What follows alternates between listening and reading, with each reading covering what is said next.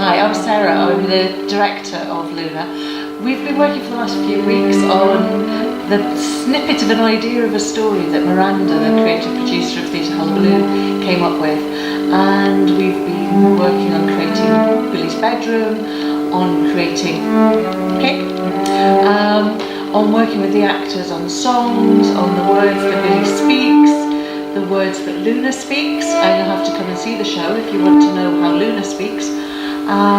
We've been creating music, and we've got to the stage now where we took some of those songs into a nursery this morning and had a great time with some 3-year-olds in the nursery singing along with Pig to various songs, and they taught us a few songs.